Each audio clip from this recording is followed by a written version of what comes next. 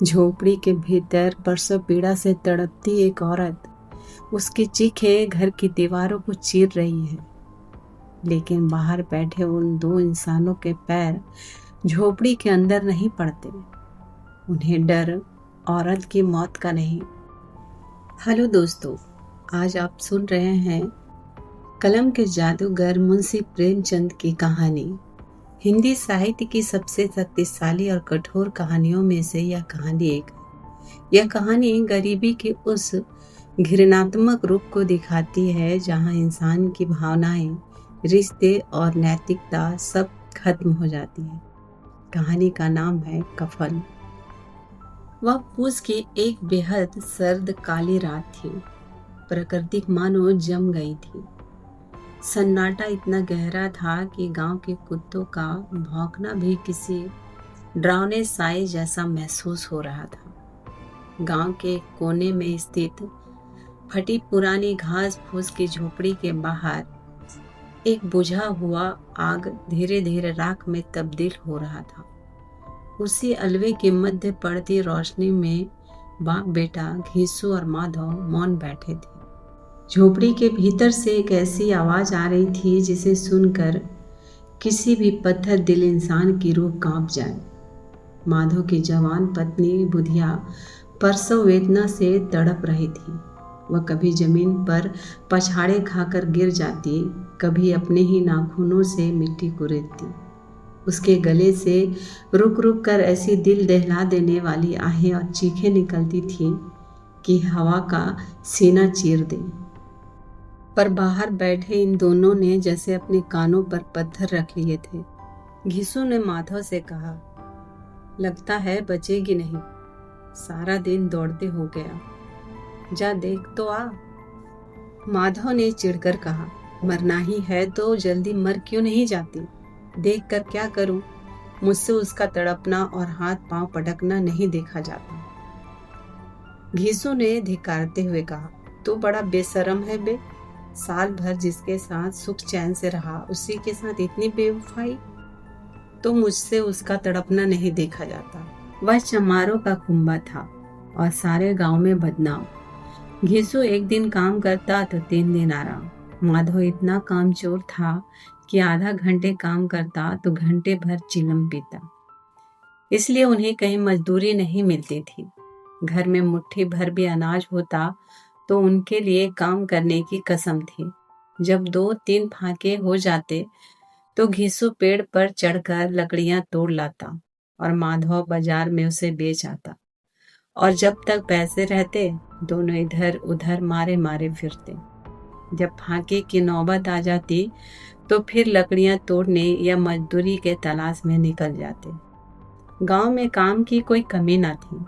किसानों का गांव था, मेहनती आदमी के लिए 50 काम थे, मगर इन दोनों को उसी वक्त बुलाया जाता जब 2 आदमियों से एक काम पाकर भी संतोष कर लेने के सिवा और कोई चारा ना होता।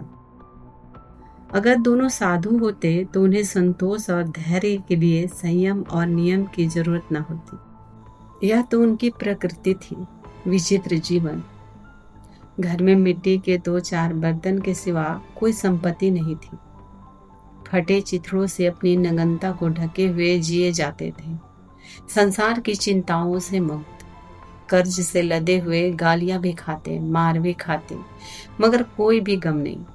दिन इतने की वसूली के बिल्कुल आशा न होने पर भी लोग इन्हें कुछ न कुछ कर्ज दे देते। मटर आलू की फसल में दूसरों को खेतों से मटर या आलू उखाड़ लाते और भून भून कर खा लेते, या फिर 10-5 ईख उखाड़ लाते और रात को चूसने बैठ जाते। घीसू ने इसी प्रकार 60 साल की उम्र काट दी और माधव भी सपूत बेटे की तरह बाप के ही पदचिन्हों पर चल रहा था, बल्कि उसका नाम और भी उजागर कर रहा था। इस वक्त भी दोनों अलवा के सामने बैठकर आलू भून रहे थे, जो कि किसी के खेत से चुरा लाए थे। घीसू की स्त्री का तो बहुत दिन पहले देहांत हो गया था। माधव का विवाह पिछले साल हुआ था। जब से यह औरत आई थी उसने इस खानदान में व्यवस्था की नींव डाली थी। और इन दो बेगौरतों का पेट भरती थी। जब से वह आई थी यह दोनों और भी आराम मतलब हो गए थे, बल्कि कुछ अकड़ने भी लगे थे। कोई कार्य करने को बुलाता तो निर्भय भाव से दुगनी मजदूरी मांगती। वही औरत आज परसों वेदना से मर रही थी और यह दोनों शायद इसी इंतजार में थे कि वह मर जाए तो आराम से सो पाए। घीसू ने आलू निकाल कर छीलते हुए कहा, जाकर देख तो क्या दशा है उसकी। चुड़ैल का फिसाद होगा और क्या। यहाँ तो ओझा भी 1 रुपये मांगता है।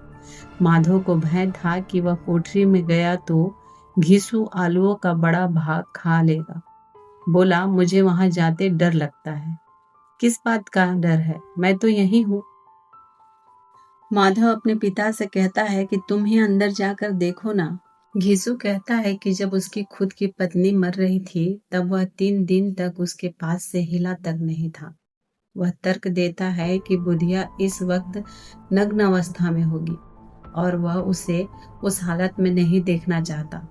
वह कहता है कि अगर बुधिया उसे देख लेगी तो वह शर्म के मारे खुलकर हाथ पांव भी नहीं पटक पाएगी। दोनों में से कोई भी अंदर इसलिए नहीं जाना चाहता था क्योंकि बाहर आलू भुने जा रहे थे।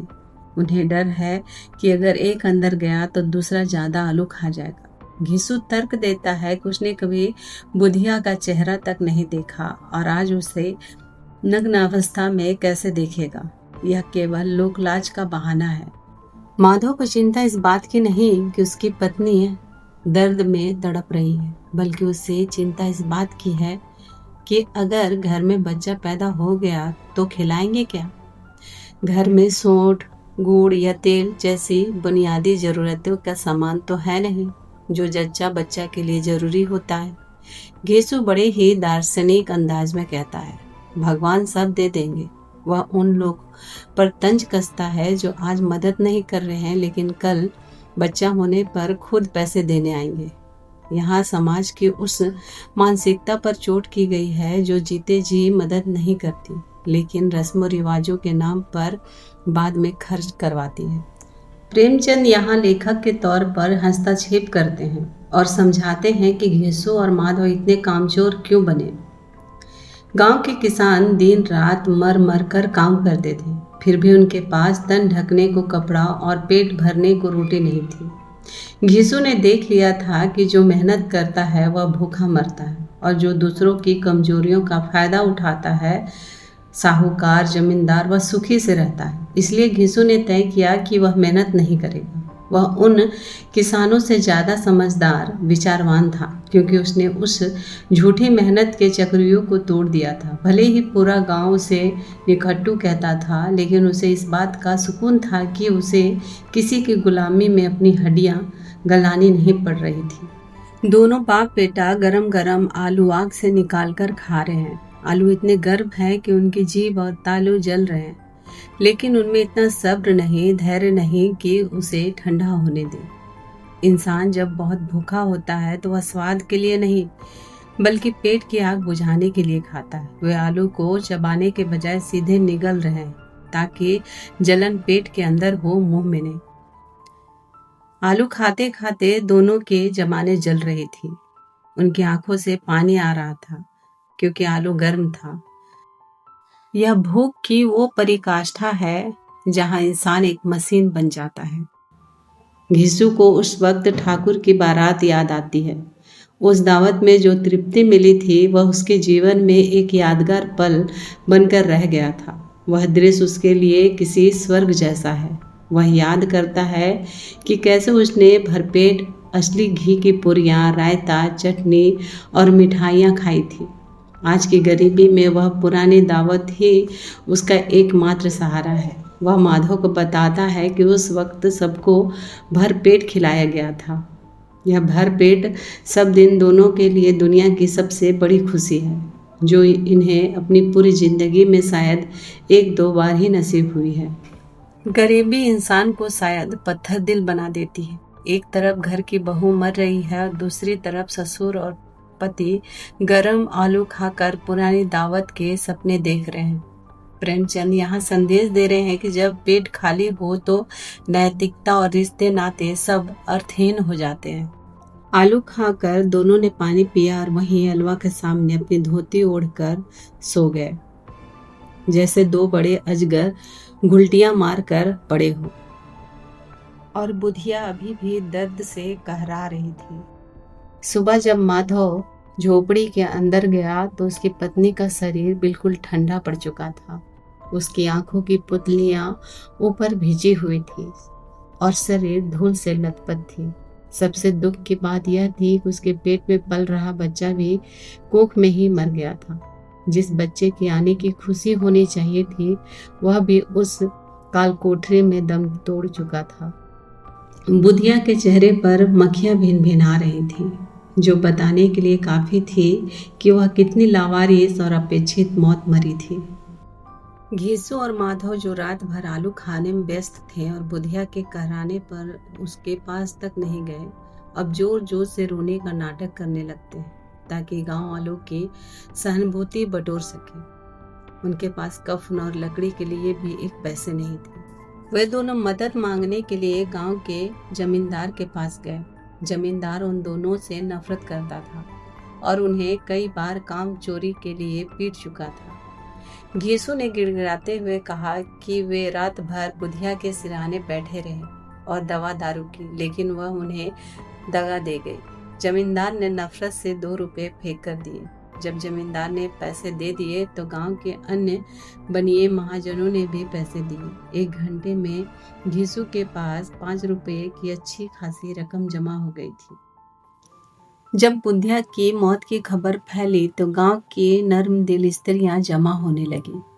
वे उस निर्जीव लाश को देखती और बुधिया की बेबसी, कम उम्र में हुई इस दर्दनाक मौत पर अपनी आंखों से 2 बूंद आंसू गिराकर चली जाती। यह एक विडंबना थी कि जो समाज बुधिया के जीते जीवन के काम न आया, वह अब उसकी लाश पर शोक मनाने खड़ा है। प्रेमचंद यहाँ एक अत्यंत और कड़वा सवाल उठाते हैं। वे कहते हैं कि यह कैसा अजीब और बुरा रिवाज है कि जिस स्त्री को जीते जी अपने शरीर को ढकने के लिए एक कपड़े का टुकड़ा तक नहीं मिला, एक चिथड़ा नहीं मिला, उसे मरने के बाद एक नया कफन चाहिए। घीसू और माधव के मन में भी यही द्वंद्व चल रहा था कि कफन तो अंततः लाश के साथ जल ही जाएगा। उनके भीतर की भूख और लालच उन्हें कचोट रहा था कि यदि यही 5 रुपए बुधिया के जीते जी मिल जाते तो शायद उसकी दवा दारू हो जाती। बाप बेटे बाजार में कफन खरीदने के बहाने निकलते हैं और रेशमी और सूती कपड़ों की दुकानों पर जाते हैं, लेकिन उनका मन कहीं और ही था। शाम होते ही वो एक दैविक प्रेरणा के तहत शराब खाने में जा पहुंचे। वहां उन्होंने 1 बोतल शराब और तली हुई मछलियां मंगवाई। इसके बाद उन्होंने 2 सेर पुड़ियां, चटनी, अचार और कलेजी मंगवाई। वे वहां शान से बैठकर पुड़िया खा रहे थे, जैसे जंगल में कोई शेर अपना शिकार उड़ा रहा हो। उन्हें न बदनामी का डर था और न ही कोई जवाबदेही का। नशे में चूर घीसू तर्क देता है कि हमारी आत्मा प्रसन्न हो रही है तो इसका पुण्य निश्चित रूप से बुधिया को मिलेगा और वह स्वर्ग जाएगी। माधव को एक क्षण के लिए शंका होती है कि परलोक में जब बुधिया पूछेगी कि तुमने मुझे कफन क्यों नहीं दिया तो वो क्या कहेंगे। इस पर घीसू विश्वास के साथ कहता है कि उसे कफन जरूर मिलेगा। वही लोग दोबारा पैसे देंगे जिन्होंने पहली बार दिए थे। भरपेट खाने के बाद माधव ने बची हुई पूरियों का पत्तल एक भिखारी को दे दिया, जो उन्हें भूखी आंखों से देख रहा था। देने के उस गर्व और उत्साह का अनुभव उन्होंने जीवन में पहली बार किया था। घीसू ने भिखारी से कहा कि वह बुधिया को आशीर्वाद दे जिसकी कमाई से यह भोजन मिला है। नशे की हालत में भावनाओं का रंग बदलता रहता है। माधव अचानक रोने लगता है कि बेचारी बुधिया ने जीवन भर दुख भोगा और कितनी मुसीबत झेलकर मरी। घीसू उसे समझाता है कि उसे तो खुश होना चाहिए कि वह मोह माया से मुक्त हो गई। अंत में दोनों खड़े होकर गाने लगे, ठगनी क्यों नैन झमकावे ठगनी। वे नाचने लगे, उछले कूदे, अभिनय किया और आखिर में नशे से पूरी तरह मदमस्त होकर गिर पड़े। कहानी का सबसे गहरा संदेश यह है कि अत्यधिक गरीबी इंसान की संवेदनाओं को खत्म कर देती है। घीसू और माधव अपनी बहू के कफन के पैसों से दावत उड़ाते हैं। यह उनकी क्रूरता नहीं, बल्कि उस भूख और अभाव का परिणाम है जिसने उन्हें अंदर से शून्य कर दिया है। जब पेट खाली हो तो रीति रिवाज और लोग लाज से ऊपर रोटी हो जाती है। इंसानी जज्बातों की इन्हीं परतों को खोलने के लिए मैं फिर आऊंगी। मैं विभा विदा लेती हूँ आज की महफिल से। देखते रहिए और सुनते रहिए सुनो कहानी विभा की जुबानी। आपको यह कहानी कैसी लगी कमेंट में ज़रूर बताएं और सब्सक्राइब करना बिल्कुल ना भूलें।